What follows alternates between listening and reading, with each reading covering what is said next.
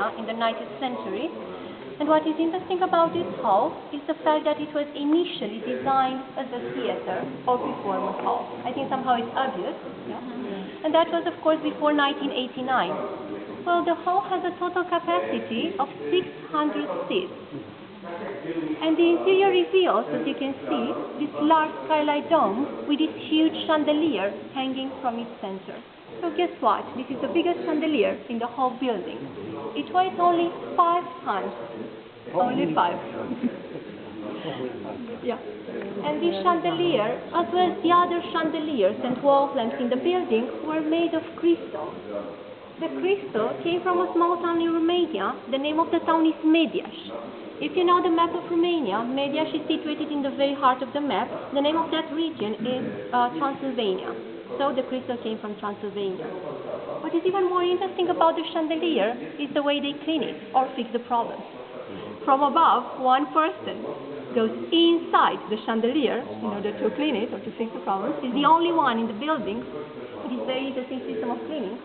Because I think I didn't mention, but they are 86 meters above the ground floor, which means there are 9 floors inside the building, and in between every floor there is a technical room, like a technical space, like 4 meters. So from that technical space, I would say a very, very brave person goes inside the chandelier. I wouldn't do that, yeah. So besides the chandelier, the main elements of the hall, as you can see, are the columns. They have irregular bases, which vary with the slope of the hall. Because the hall was supposed to be used as a theater hall, as you can see, the stage is not appropriate for that purpose. Yeah? And why? Because we don't have the backstage. So probably people were in a hurry at that time to complete the whole project, so they forgot about the backstage. Yeah? Who knows? Probably. But nowadays it is normally rented for some other events like international conferences, awards ceremonies, sometimes even graduation parties are holding here. 2 months ago, the students from the law faculty, they had their graduation party inside this building. It was a inside this hall, sorry. It was a very, very lovely event.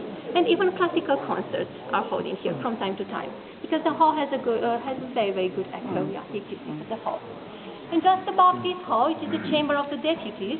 Unfortunately, we cannot visit the Senate and the Chamber of the Deputies because they are not included in the tour. But I do know some of the tourists are interested at least in knowing where they are situated, yeah.